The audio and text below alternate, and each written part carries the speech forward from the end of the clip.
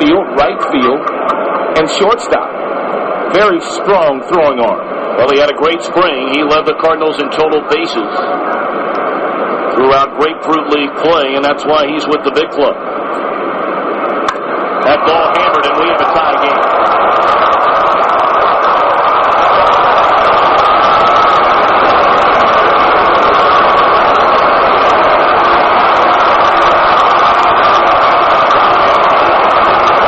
First career big league home run. And after watching this kid in batting practice and that swing right there, it will not be nearly the last. Some people may think that a guy as young as Pujols. Here's the 2-2, and that ball's hit well to center field. Burnett's on a long run. He's going to look up, and for Albert Pujols, he's just gone to the century mark. He hits it out, and the Cardinals increase their lead, and that's their 4th home run in the ball game. But he has joined the line past Hank Aaron as the 7th youngest. Boy, what a season he's had. What a career he is already. Here's the pitch on the way. Swung on and a high drive to deep left center. And kiss it goodbye. And hello, number 200. That is career home run number 200. And it's a grand slam.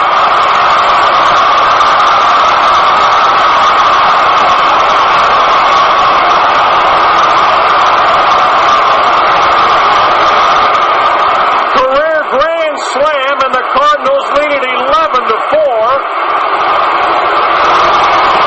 And this crowd wants a curtain call. Here he comes. To Albert Pujols. Down the left field line, and it is gone. Off the foul pole for number 300 for Albert Pujols. And he does it against the Chicago Cubs. Cardinals get on the board, and it's 2-1. Not only get on the board, now they're within striking distance because anyone standing that box is a potential tying run. So number 300 in Albert's career, and that's it for Howard. And that ball is back into the field, so he'll give his souvenir.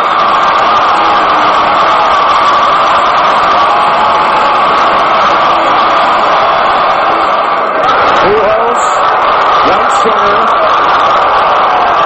There it is! Number 400 for Albert Pujols. 400 home runs in the career of Albert Pujols. History tonight in Washington.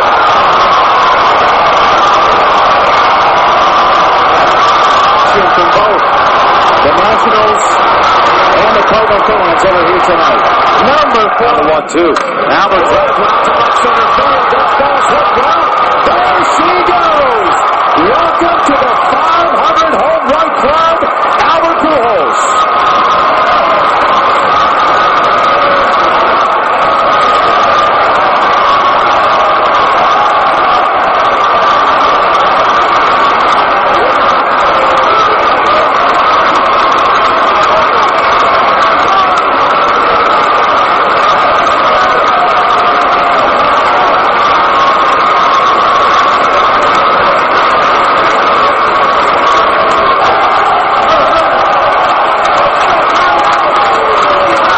Trying to go away. Pujols, no doubter. He's had some serious distance tonight with 2. Where's the ball?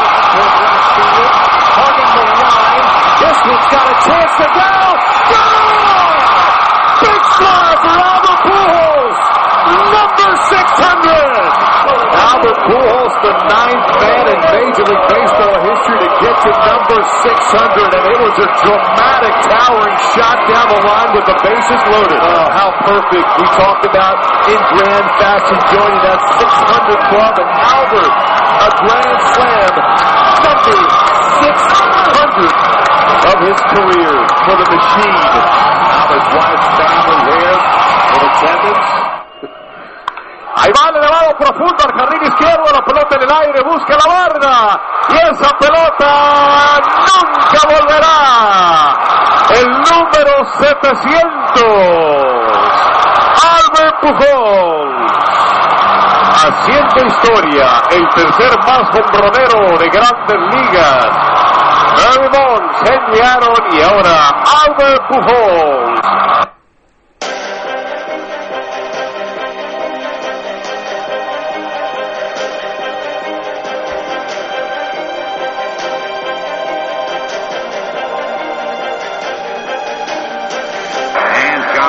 One more time set, and here comes the 2-2 pitch to Edgar Martinez. Down, a fastball, swung on, hit the deep center field. Bernie Williams goes back, and it is get out the right grid, and the mustard this time, Grandma. It is a grand salami, and the Mariners lead it 10-6. I don't believe it.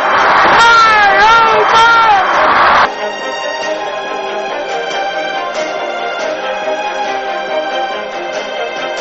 From high atop the Robinson Gearing Studio Complex and straight out of God's country, Pawleys Island, South Carolina, the Let's Talk Baseball Podcast Network proudly presents Backwards K Pod. And now, here's the host of the show, Jake Robinson. Good moment, baseball universe. What's cracking? Once again, back is the incredible, the pod animal, half man, half podcast machine, Jake the Snake Robinson, coming out of Pawleys Island, South Kakalaki, shields down, photons up, prepare to engage on this week's digital audio program that I call Backwards K-Pod, where we collect ball players and their stories. Want to welcome everyone in this week. What's good? All of you, from the OGs who have followed me through all my endeavors the last 6 years or so, to my always growing Seamhead army around the world who have connected with me through this show. If there are any newbies in here this week, come on in, make yourself comfortable, whatever that entails. I don't judge. This is a happy zone where we can all get together, open our kimonos, and share the incredible moments and characters of baseball through her indelible stories. I'm never going to charge you for the content here. No Patreon, no crowdsourcing, as the kids like to call it. I'm just going to keep coming through every Tuesday on some Iron Man of Pods, Cal Ripken shit. And, you know, I'm just going to bring you that free baseball smoke. And, you know, I don't miss weekly deadlines. I won't charge you. That's pretty much what I'm bringing to the table. So, keep your nickels and your dimes, brothers and sisters. You work too hard for them. I'm just going to come here and do my thing every week. And if you really want to know how you can help me, all you need to do is follow, subscribe, share, download. And that alone helps me do the one thing that I love more than anything in the world. And that's, well, besides my daughter, you know, of course, that's talk baseball to fine folks like yourself. Backwards K-Pod is available on all platforms, wherever you listen to your pods. If you're on an Apple or a Spotify kind of platform there, please remember to rate and review me as you see fit. I ain't scared. Again, this is how you help me, since I don't charge for the content or hammer you with 1,000 commercials. Last week, we did Tony Gwynn here, and it seemed to go over really well. I got a lot of good vibes off of it, and really, I mean, who doesn't love Tony, right? I'm not so sure it was anything I did in particular. I just think that people have such more memories of Tony that they just love his story and genuinely love and miss him. But that's okay. The audience showed up, and I'm happy about that. I love Tony myself. So, like y'all, I was interested in hearing his story as well. And, you know, so thank you for tuning in. Now, before the gratuitous love for Tony, I did get another sort of messages from fans who explained how they constructed balls and bats as kids. And I'm not sure if kids today still feel the same struggle that us older generations had. I mean, I live about 35 miles due south of Myrtle Beach, where they have the Cal Ripken Little League experience fields at. And, well, we had nothing like this when we were kids. I couldn't even tell you what a batting cage looked like till I was in my 20s. So, running out of balls was always like a problem for me and my friends as kids. And after telling you how Tony and his brother Chris and Charles used to use figs for baseball so as not to break any windows in the neighborhood, I was curious as to what some of you in the audience may have used to make balls or bats. And I got a lot of feedback on that question. Jim out in Salem, Oregon, fine man out there. He's a school teacher educating young minds, also coaches a baseball team, really good guy out there.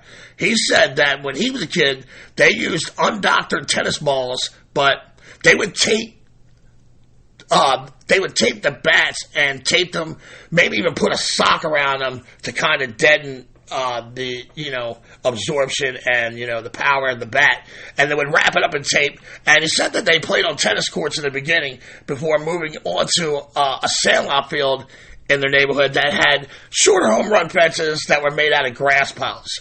And I'd never actually heard of this before, taping socks around a bat, but apparently quite a few people, especially in the Pac Northwest there, they told me they did the same thing. Cecil down in Florida, he said he would use balls of aluminum foil with rubber bands, and he would wrap the rubber bands around them, and he would, use those as balls as a kid. And it's almost kind of the same thing that we did in Baltimore. We would take Dixie cups, crumble them up, and then keep putting in another Dixie cup, crumble it up, form it into a ball, and then, keep repeating this process until you had like a hand-sized ball, and then you would wrap it all up in like a bunch of rubber bands. And, we would use that ball until the rubber band started to bust, or we might wrap that up in some tinfoil and then tape it. When you had that rubber band core in the middle, the ball always had a lot of life. So I think that might be an East Coast thing, Cecil. I'm not quite sure. And it was funny because Cecil said, well, at least you guys had gloves. I had a big Eskimo mitten I used to use. First of all, he lives down in Florida. I don't know what he's doing with an Eskimo mitten, but that's what he used. Like this big mitten he was telling me. It was the funniest goddamn story. Let me see here. My Little League rival, dear friend for life, Timmy Mercado from Baltimore, he reminded me about step ball. And, oh man, me and my friends love playing step ball. And the trick was to be able to hit that pointy part of that step off the bounce. And if you did that, it was a guaranteed home run. And again, this may be a regional thing. My dude Derek in Northern Virginia, he said they would always played wall ball as kids, which is kind of like step ball. And we played a lot of that in West Baltimore as well as kids. Brian out in Dewey, Arizona, my buddy and I would play one-on-one wiffle ball. We would have a draft using baseball cards, and we literally had to emulate the hitter each time through the lineup. And that's awesome. I mean, when I was a kid, I loved striking that Eddie Murray pose. You know what I'm saying? Johnny, Eastern Kentucky. He said sometimes he used Dad's old wood bats. Sometimes it was just a wiffle ball set. And one time they experimented with bouncy balls, and he remembers hitting one clear across the yard, across the street, and into Old Lady Cooper's rose bushes. And he said, I didn't dare ask for that one back. Matt from Kennersville, North Carolina. First of all, he always crossed his chest like his idol Dave Concepcion. And he wanted me to know that we ain't even Catholic. and we couldn't find a ball to play with. We wrapped socks up in duct tape. And folks, on and on and on it went. I loved it. All these things, it brought back so many memories with me. It's good to know I'm not the only freak out there who did these kinds of things. It's good to know that there are others who shared this bizarre behavior with me. I think some of these opportunistic ways of playing the games as kids is kind of geographical. It's kind of based on your socioeconomic status.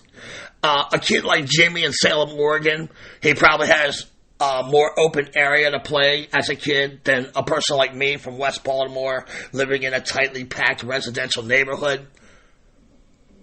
And also, this tightly packed urban environment as a whole, we adjusted the hood to be able to play games like step and wall ball and things like that. You always hear how these kids in South America use milk carton gloves and soda cans for balls, or how Ichiro used to hit ping pong balls with shovels in Japan.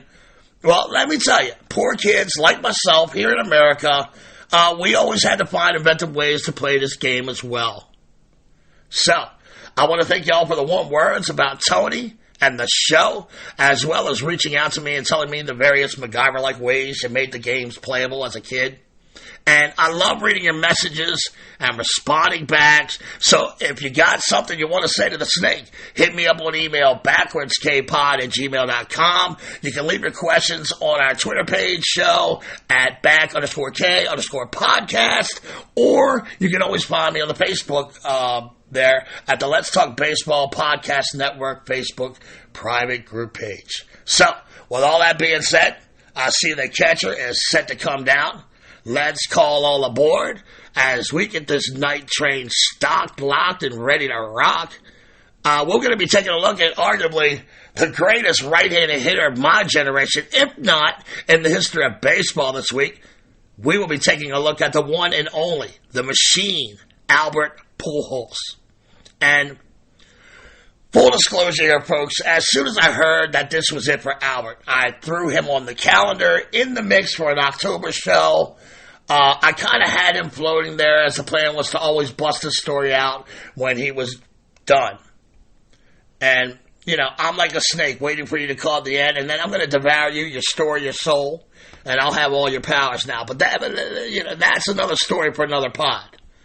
And truth be told, I was looking forward to telling a story because to me, he is that important. Even without the storybook ending of the 22 season, he is without question one of the most prodigious hitters in the history of the game. So I was looking forward to adding him to the collection, but there was always this side of me that wasn't sure if he would even get enough ABs to get to 700 career home runs this year, or if he did get those at-bats, was there still enough thunder in the lumber to get it done? I was genuinely skeptical.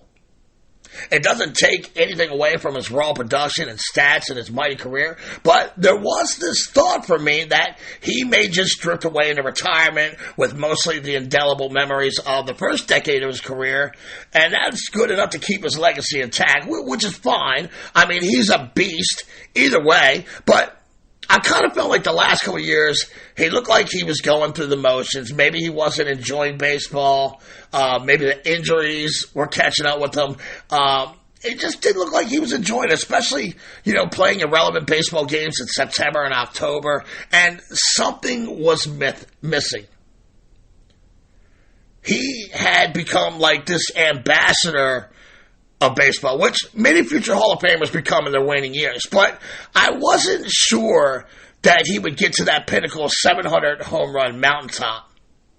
And, oh my damn, was I wrong. As Albert took us old fellers back to a day when the uniform, the magic, and the absolute consistent dominance of his play, it made him the most feared batter in all of baseball. Jose Alberto Pujols Alcantara was born January 16, 1980 in Santo Domingo, Dominican Republic. He was an only child, but he had a large family infrastructure with 10 aunts and uncles who loved and cared for him. His father, Bienvenidos Pujols, was a successful softball pitcher who battled alcoholism most of his life. As a child, Albert adored and he idolized his father. He was always following him around despite his flaws. And he would follow him ballpark to ballpark. And unfortunately, Albert lived like this codependent childhood life, as one of his earliest memories was always bringing his drunk father home after games. Now, growing up in the streets of Santo Domingo, Albert and his friends would hone their baseball skills using limes for balls and milk carton gloves. And this is going back to what I was just talking about, right? In 1996, at the age of 16, Albert, his grandmother, and his father moved to Washington Heights in New York City. And after a few months of living there, the family witnessed a murder in a local bodega, and they would be gone within 2 months of moving to New York. The trio moved to Independence, Missouri, where Albert attended Fort Osage High School. And it was there that Albert experienced a real culture shock to his system. He was almost an outcast. He was the only Spanish kid in the school. His English was meh, and most of the kids, they actually thought he was older because of his size, and he had a full goatee. So they questioned his age. But it was on the baseball field where Albert would find his peace of mind, and he would gain his admiration as he was twice awarded all-state honors in baseball. And as a senior, he was walked 55 times intentionally. But he still hit 8 home runs in only 33 at-bats. One of those home runs was measured at 450 feet, or 140 meters for all my international seamhead brothers and sisters. He was then offered a scholarship and attended Maple Woods Community College in Kansas City. In his first game for Maple Woods Community College, he hit a grand slam and turned an unassisted triple play while playing shortstop. He batted .461 with 22 long balls as a freshman before the St. Louis Cardinals drafted him in the 13th round of the MLB amateur draft. And sidebar here, how much of a value bargain is Pujols in the 13th round, right? The 13th round. The dude hit 700 home runs. The Cards got that dude in the 13th round with the 402nd pick. Definitely one of baseball's value picks in baseball amateur draft history. I mean, it's right there with Nolan Ryan in the 12th round and Mike Piazza in the 62nd round. Okay, well, maybe not there with Piazza. That's just nutty. But definitely there with Ryan. I mean, that is some great value there in the 13th round. You feel me? But I digress. The truth is, very few teams were interested in Albert because of the uncertainty of his age. The Rays had a scout named Fernando Arango that begged and pleaded for Tampa to take the kid from a small Missouri community college, and when Tampa Bay did not take his advice, he quit on the spot. Fernando Arango. That's awesome. Take this dude. No, we're not going to take him. I quit. See ya. Nice. Pujols originally turned down a $10,000 signing bonus, and he spent the summer playing for the Hayes Lark baseball team of the Jayhawks Collegiate League. Eventually, the Cards upped the bonus to $60,000, and Pujols accepted. Albert began his minor league career with the Peoria Chiefs of the Single-A Midwest League, and he made his presence felt immediately. He batted .328, smashed 128 hits, 32 doubles, 6 triples, 17 home runs, 84 RBIs in 109 games. And he was voted the league's most valuable player, and he made the All-Star team. He then moved on to play 21 games with Potomac Cannons in the High A Carolina League. He batted .284 with 23 hits, 8 doubles, 2 home runs, 10 RBI. And he would finish that whirlwind 2000 season with the Memphis Redbirds in the AAA Pac Coast League.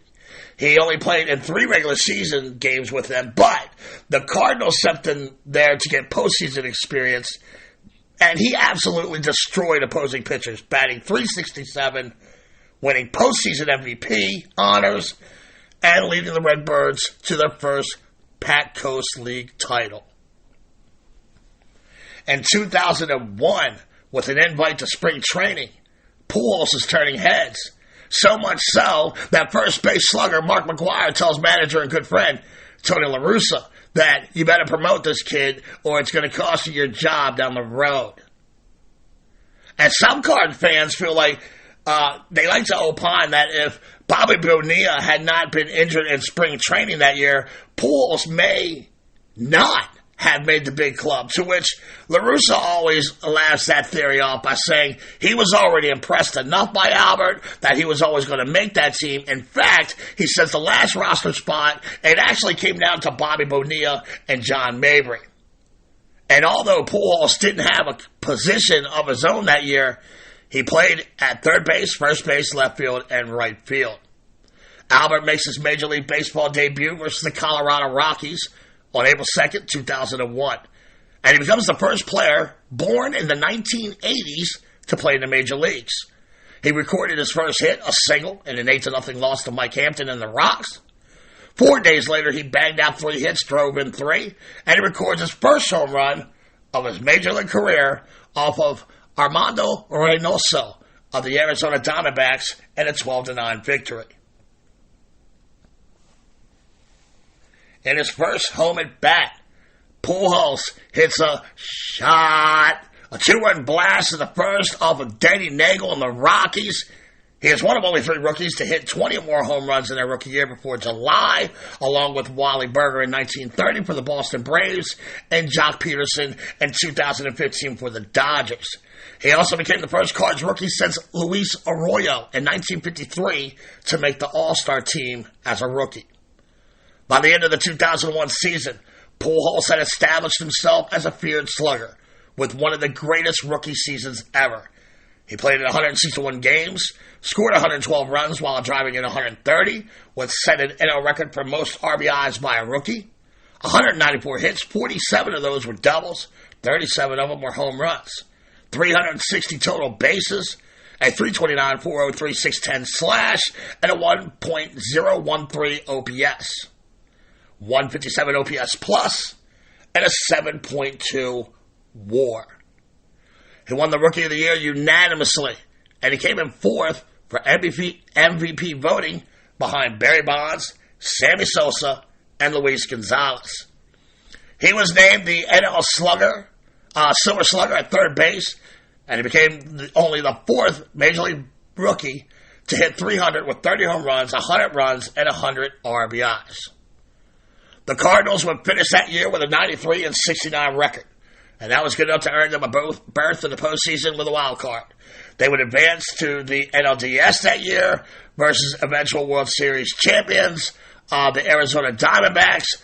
In Game 2, October 12th, Cards versus Snakes, Pujols jumps all over Randy Johnson's slider for a game-winning 2-run homer and a 4-1 victory. Pujols and the Cards would be eliminated, though, as Albert only had 2 hits in 18 at-bats. In 2002, Albert spends most of his time playing in left field.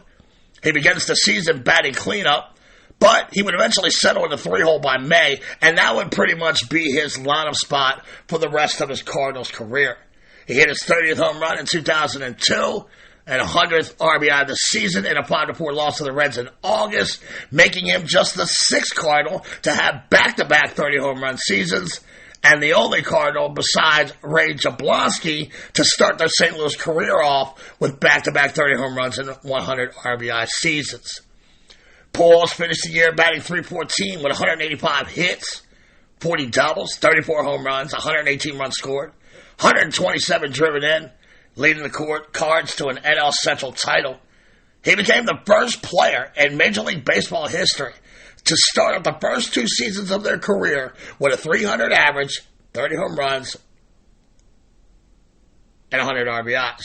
He finished second that year in the MVP votes behind Barry Bonds, becoming the first Card since Stan Musial to finish in the top 4 in MVP voting in consecutive years. And it was a great year for St. Louis. Their pitching was top shelf liquor. Well, they had the best, 4th best ERA in the league that year. Their offense was feeding off the young Pujols as the team finished second in the league in batting average and RBI, 3rd in team home runs. They go back to the playoffs. Avenged their loss from a year before, dusted off the Snakes in the NLDS, but they would lose the pennant 5 games to the San Francisco Giants. Albert had 5 hits in that NLCS with 1 home run and 2 RBIs. In 2003, he begins a string of 8 straight NL All-Star starts. And it also coincides with that fact that year he led all NL players in votes.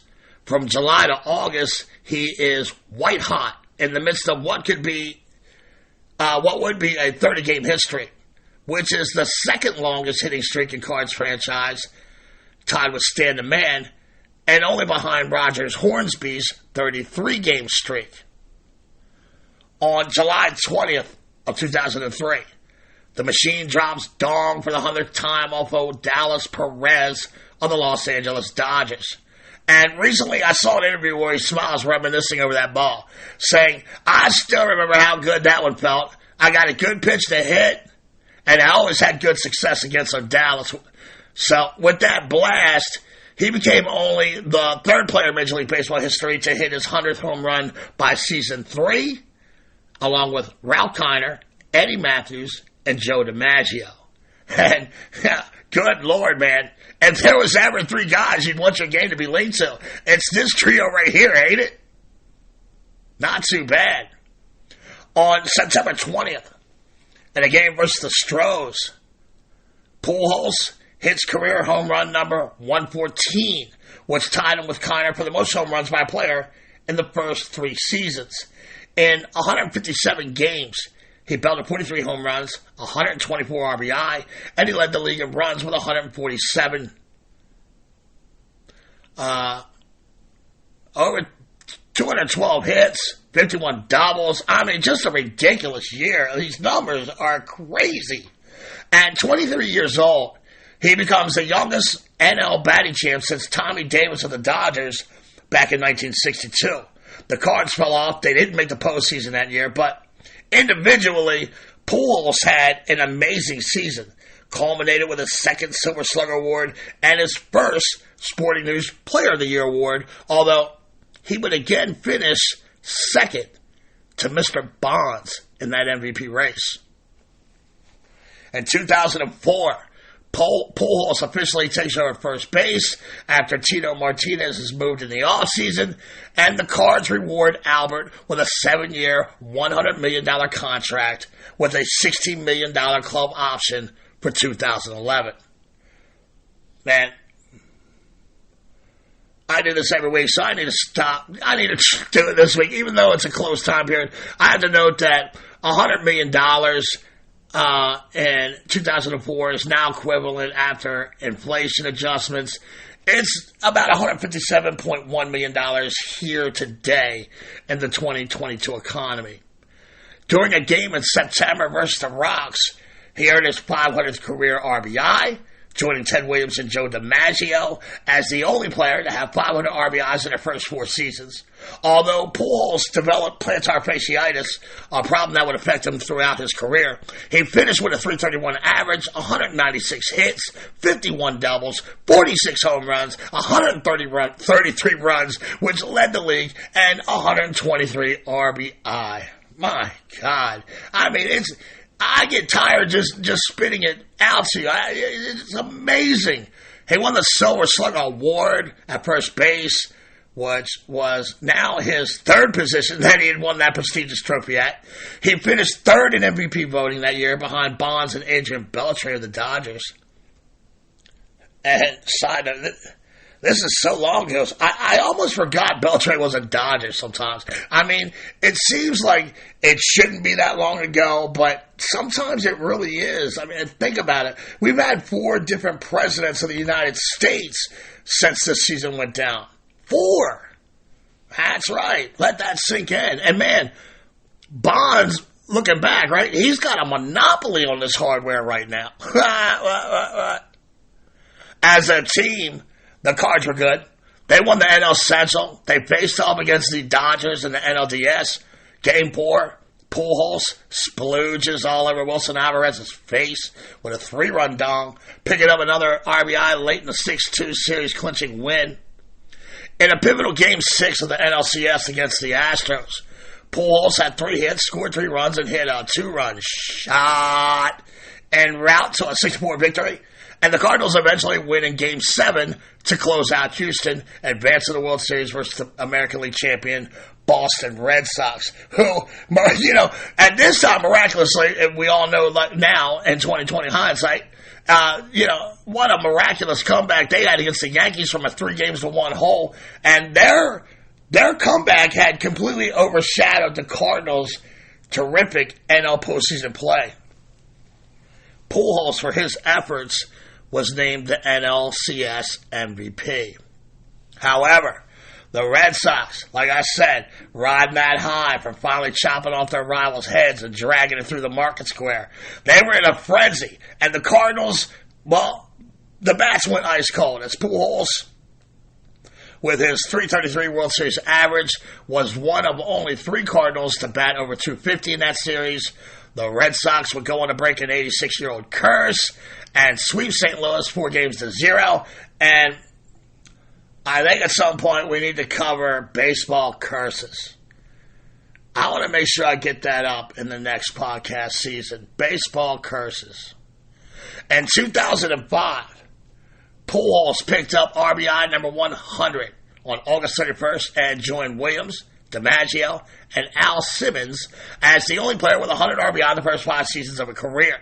Albert hits home run number 200 of Cincinnati Reds hurler Matt Belial on September 30th, 2005. A towering, majestic grand slam to left center field.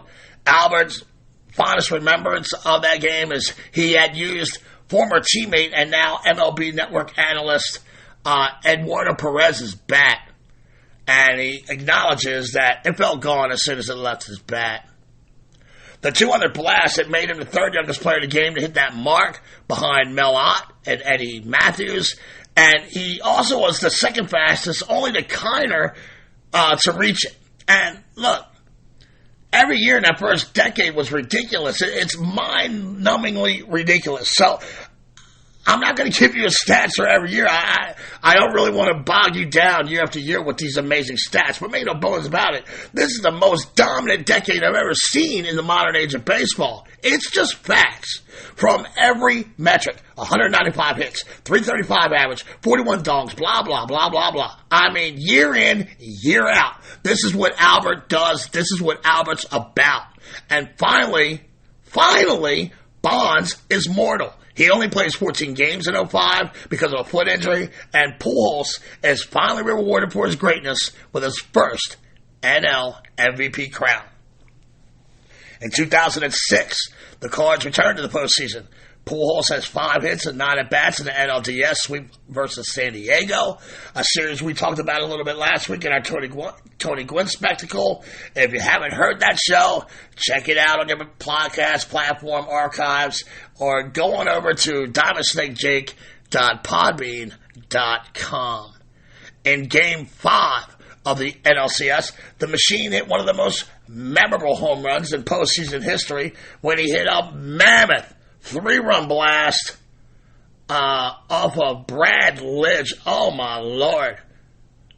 And quite honestly, folks, I'm not even convinced that ball landed yet. They say it landed on the train tracks in the back of the stadium, formerly known as Enron, but I don't know. That shot would prove to be the game winner. But the Astros would prevail in that series to win the pennant. And actually, I think I got some footage of that Brad Lidge. I got some tape here. Let's check that out real quick. On the Pujols. In the air, left field, and Pujols has given St. Louis the lead. A dramatic, towering 3-run home run.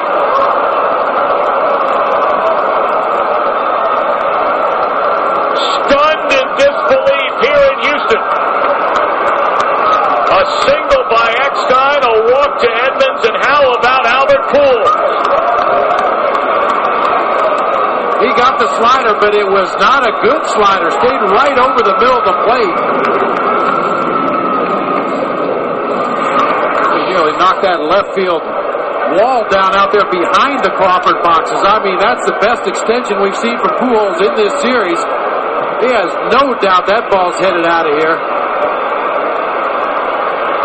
Boy, the collective intake of breath turned this place into a vacuum when that ball came off the bat of Albert Pujols. And Brentley, I think that's Brentley there. He's calling it right, man, because, they were hyped, and that stadium became like a morgue. I mean, everyone was, their collective breaths were just like taken out of their bodies when Albert hit that ball. It is truly one of the most memorable playoff home runs ever. If you don't know what I'm talking about, you're probably really, really young, and you need to get to your Google machine and check that out somewhere on YouTube. In April of 06, I mean, Brad Lidge was as dominant as a closer as you could have that season.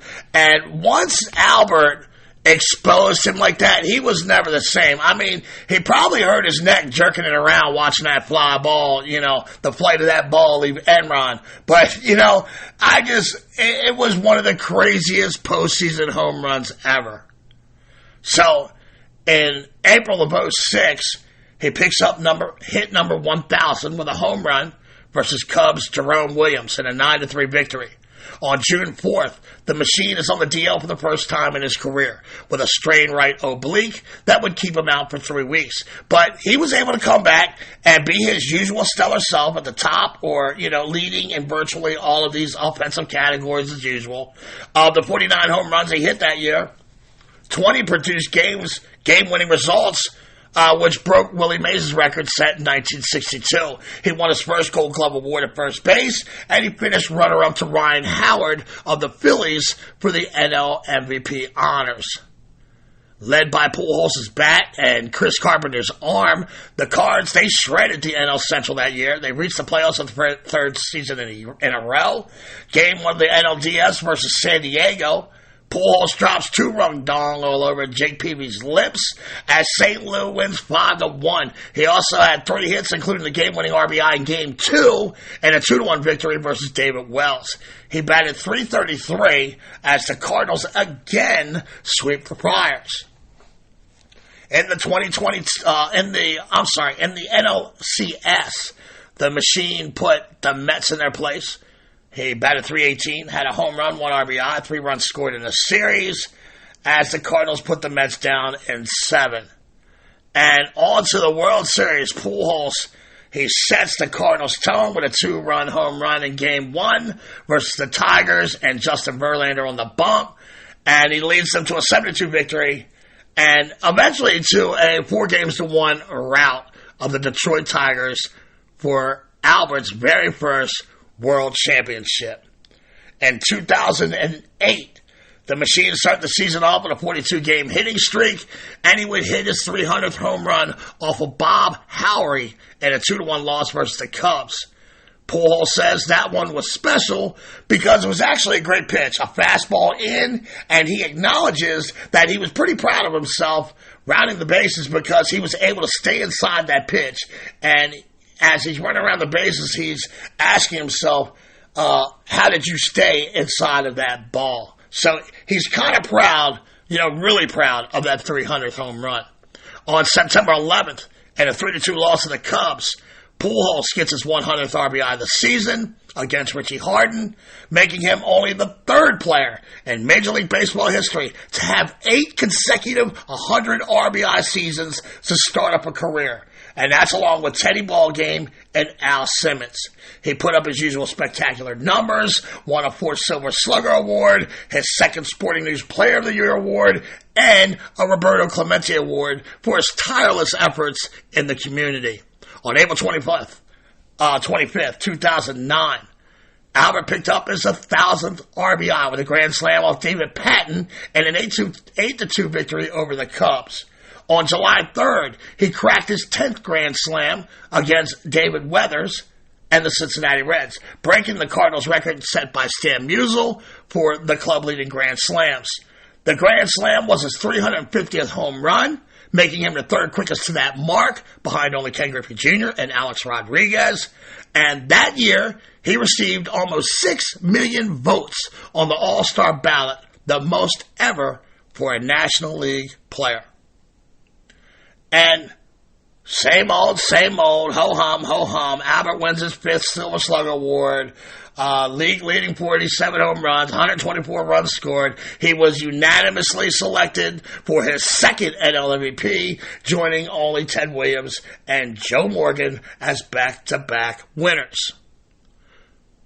2010, June 29th, in an 8-0 victory over the Snakes, Pujols hits 5 RBIs and 2 home runs off of southpaw Dontrelle Willis for his 37th career multi-home run game, tying Musial for another Cardinals franchise record. On August 26th, in a 13-10 loss to the Nationals, Pujols hits a fastball up thrown by Nats hurler Jordan Zimmerman, and he hits it into the left field stands for home run number 400. It's that blast. Pujols got to 400 home runs and fewer at-bats than anyone except Mark McGwire, Babe Ruth, Harmon Killebrew, and Jim Tomei. Again, Pujols collected 100 ribs for his 10th consecutive year. Only Simmons had a longer streak in the beginning of his career. With 100 RBIs, he had 11. Pujols was now in the company of immortals. In his first decade in, he's joining the exclusive group of Al Simmons, Jimmy Fox, Lou Gehrig, A-Rod, and having 10 straight 100 RBIs in any 10 consecutive year span. He also eventually passed Musial for the club record of multi-home run games with his 38th against the Atlanta Braves and pitcher Tim Hudson. In 2011, with contract negotiations swirling in the background, Pujols collides with Royals Wilson Benameat, suffering a slight fracture in his wrist and keeping him inactive going on into July. On July 30th, he got his 2,000th hit off of Carlos Marmol and a 9-2 win versus the Cubbies. With that hit, he became the 12th fastest player to reach that mark, and he became the 5th Cardinal to have 2,000 hits. Which, sidebar here, 5 Cardinals have 2,000 hits. That's pretty incredible. His play down the stretch propelled the Cards to overcome a 10.5 game deficit to win the wild card. He hit 37 home runs and drove in 100, but for the first time in his career, he would not hit 300 as he finished with a .299 average. He batted .350 with 1 RBI in the NLDS in a 5-game series over Filthy, and he batted .478 with 2 home runs and 9 RBIs in the NLCS over the Brewers in 6 games. And for the 3rd time, Pujols will go back to the World Series. Game 3 of the World Series versus the Texas Rangers. Pujols had 5 hits, 3 home runs, 4 runs scored, and 6 RBI in a 16-7 victory.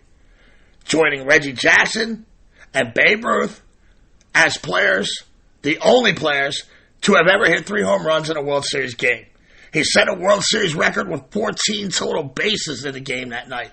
He became the first player in series history to hit in 4 consecutive innings, and he tied records for the most hits in a World Series game, as I mentioned in the 1984 Brewers show a month ago, tied with Paul Molitor, and with most RBIs in a World Series game. Now, the rest of the series, he was actually the human. He only had 1 more hit, no more RBIs, but it really didn't matter. He had a series worth of production in 1 game. Man, it didn't matter. The Cards won the World Series on some crazy David Freese, Nelson Cruz shit, and Pujols, with 2 rings, was now set to hit free agency. There were 3 teams reportedly interested in Albert during the 2011 offseason: the Cards, the Fish, and the Halos. The Cards offered Albert a 10-year, $210 million deal with $30 million of that deferred, but Pujols rejected it, wondering why St. Louis only offered a 5-year deal initially.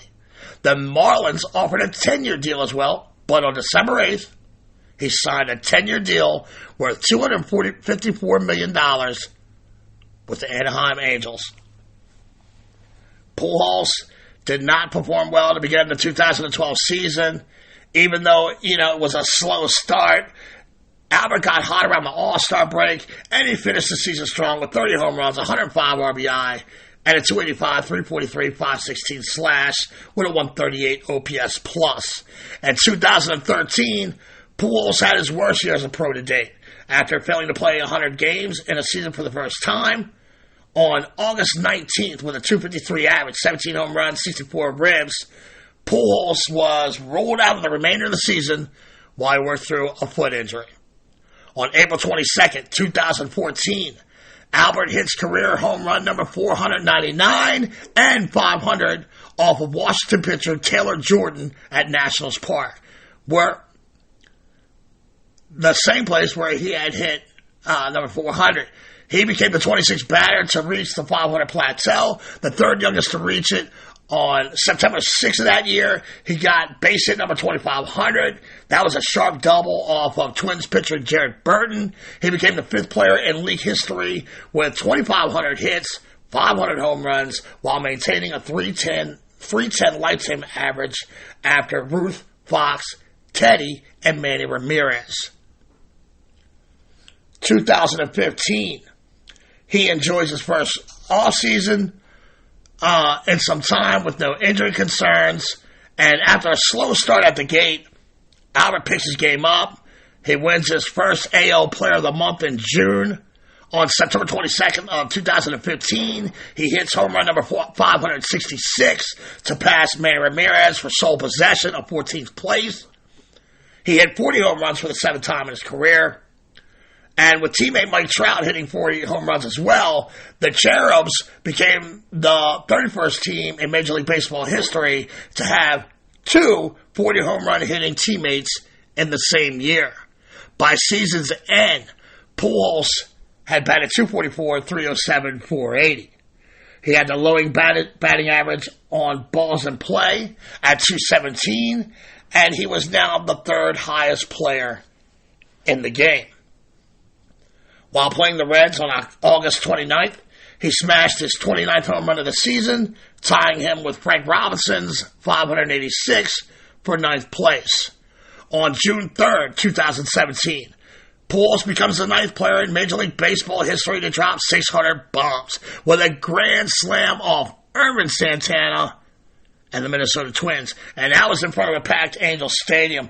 Pujols took a fastball up. He dropped it in the left field of the rowdy crowd who had come to see history. The rest of the season was a blur for Albert as he struggled mightily with a .241 average, .286 on-base percentage, while leading the majors, actually, and grounding into double plays 26 times. On May 4th, 2018, Albert recorded hit number 3,000 off of Mariners pitcher Mike Leake. On June 12th of that same year, he hits home run number 630, passing Ken Griffey Jr. for 6th place all-time. He hit a single August 10th for his 1,000th hit as an Angel, and with that hit, he became only the 9th player to get 1,000 hits in both leagues. He would eventually have season-ending surgery on his left knee in August and on his right elbow. On May 9th, 2019, Pujols becomes just the 4th player to record 2,000 RBI when he hits a solo bomb at Comerica Park. He would also drop dong on June 13th, becoming only the 6th player to register 200 bombs with 2 different teams. In 2019, he batted .244, .305, .430. He had the lowest line drive ratio of all MLB hitters. He had the 2nd slowest sprint speed to first base in the league, and he was the 3rd oldest player in the league. He was the 4th highest paid player in the American League. By 2020, Albert is the oldest player in the league. On August 24th, he passes A-Rod to reach his 2nd on the all-time RBI list. On September 18th, he passes Willie Mays with his 661st home run for sole possession of 5th place. Also that year, Albert bottomed out. .244, .273, .95 slash, 6 home runs, 152 at-bats. He begins the 2021 season on the Cherubs, but by May 6th, the Angels designated Pujols for assignment. With the rise of Brandon Marsh and Shohei Ohtani, it was becoming increasingly harder to find playing time for the icon. Through 24 games, Pujols was batting .198 with 5 home runs. On May 13th, he cleared waivers and he became a free agent. In 9 years plus with Anaheim, Pujols hit .256 with 222 homers, 783 runs batted in. And during his tenure, the team won the AL West once and won 0 postseason games. On May 17th, Pujols agreed to a 1-year deal with the Dodgers. With his number 5 being worn by Corey Seager already, Pujols adopts 55. On May 20th, he hits his first home run as a Dodger, a 2-run blast off Snakes pitcher Merrill Kelly. Overall, in 2021, he appeared in 85 games. He hit 12 home runs, drove in 38. And for the third time of the year, he was the oldest player in the majors in his first postseason appearance since 2014. In that postseason, he did pretty good. He had 278 with 5 hits and 18 at-bats. On March 28th, 2022, Pujols signed a 1-year deal with the St. Louis Cardinals to return to where it all began. St. Louis. I mean, unbelievable. I still get stirred up thinking about this past season with him. The iconic legend announced that 2022 would be his last season, to which that's about the time I automatically penciled in for the show. You know what I'm saying? So on May 15th, he makes his pitching debut in a 15-6 blowout win versus the Giants. He gave up 2 home runs and 4 earned runs in the ninth. He became the 10th player to play in 3,000 games against Tampa on June 7th. Albert singled for his 3,320th hit, passing Paul Molitor for 10th in all-time hits. In a game versus Filthy on July 10th, Pujols drops Dong with his 1,337 extra base hit, tying him for 3rd with that Musial feller again. Pujols was chosen as an honorary member of the NL All-Star team and even participated in the Home Run Derby, being eliminated by the eventual winner, Juan Soto, in the second round. I believe that was by 1 home run, if I'm not mistaken. On August 20th, he passes Musial on total bases, and he's now has sole possession of second place on the total base list. On August 22nd, Pujols is on fire. 700 is getting clearer, it's getting closer, and he's going to do it. And the NL announces that he and Paul Goldschmidt have been elected NL co-players of the month. That was in August. On August 26th, he ambushes Reds hurler Ross Detweiler with a blast. That was the 450 pitcher to feel his wrath. And that surpassed the previous total set by Barry Bonds. On September 10th and 11th, he hits home run number 696 and 697 at PNC Park versus the Pirates. That moves him into 4th place on the Howland home run list. On September 14th, he becomes the 2nd player to compile 2,200 RBI. And on September 23rd, he becomes the 4th player to hit 7 home runs when he blasts Dodgers right-handed pitcher Phil Beckford in the mouth with his 500th home run off of right-handed pitching.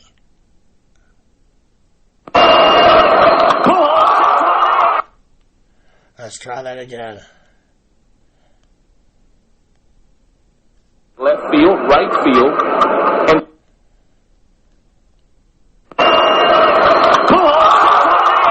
It's deep to left. Taylor's back at the wall. It's 700. Albert Pujols has joined the 700 home run club.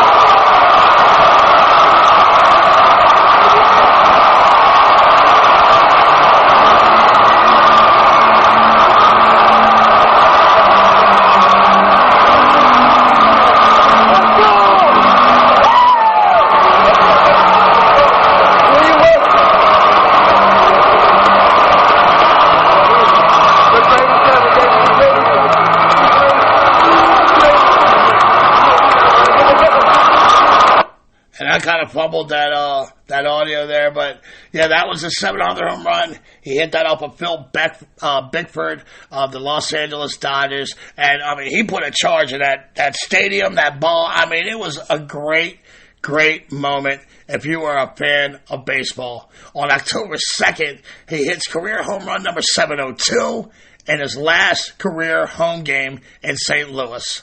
On October 3rd, he hit number 703. His final home run of his incredible career, and it also gave him sole possession of second place in the RBI list. The Redbirds won the NL Central, but the Red Hot Phils eliminated them, and Pujols in his 10th and final postseason tournament. Albert did single in his last 2 at-bats before waving goodbye to baseball fans throughout the league. And folks, that's where I'm going to end this story and add it to our collection. What a career. What a life. I mean, really. I feel so blessed to watch this guy do it. And by all accounts, he did it clean. So, kudos to you, Mr. Pujols. Thank you from this fan for giving me the privilege of watching you ball out. Now, let's take a look at those final stats of this incredible career. Let's see here. Albert Pujols, the machine. 11-time All-Star, 2-time World Champion, 2006 and 2011. 3-time NL MVP, 2005, 2008, 2009. NL Rookie of the Year, 2001. NLCS MVP, 2004. 2 Gold Gloves, 2006, 2010. 6 Silver Slugger Awards. 2 Hank Aaron Awards. A Roberto Clemente Award in 2008. 2003 NL Batting Champ. And a 2-time NL Home Run King. 22 years with the Cardinals, Angels, and Dodgers. A 101.6 WAR. 3,080 games played. 13,041 plate appearances. 1,914 runs scored. 5th all-time. 16 triples. 703 home runs, which is the 4th most all-time. 2,218 RBI. 2nd all-time. 117 stolen bases. 43 times caught. 1,373 walks, 1,404 times struck out, 6,211 total bases, that's second only to Aaron, and a 145 OPS plus. Albert finished with a 296, 374, 544 slash. And simply put, he is one of the greatest and most devastating right-handed hitters the game has ever seen. And there you have it, folks. Another story in this book. And it's been an absolute honor to watch this guy perform from day one. May your next chapters in life be fruitful and full of success, brother. You're an amazing ball player, Albert, and you're an amazing person as well. And there are all kinds of stuff out there on Albert. Plenty of stuff on YouTube and Google search. And by all means, I implore you, check that dude out, man. I want to thank all y'all for sharing this moment with me. I hope you enjoyed listening as much as I enjoyed sharing. I'm proud to say we now have Pujols in our collection, long before anybody else. And I'm also proud to have the support of all you beautiful-minded seamheads. So, with the Albert Pujols story finished, I chop off the Pujols head of this baseball hydra, and 2 more stories appear. With the Pujols story in my rearview mirror, I now turn my focus onto next week's show, where we will be taking a look at the history of Kauffman Stadium out in Kansas City. A beautiful ballpark that has seen her share of facelifts, but still holds her charm, beauty, relevancy here in 2022. So yeah, totally looking forward to that. I hope to see you next week when I break that down. But look, that's another story for another pod here at Backwards K-Pod, where we collect ball players and their stories. Parents, if you see your kid sitting on the couch, they got their nose in their phone looking bored AF, by all means, take him or her outside and play a game of catch. Thank y'all for coming out. God bless and win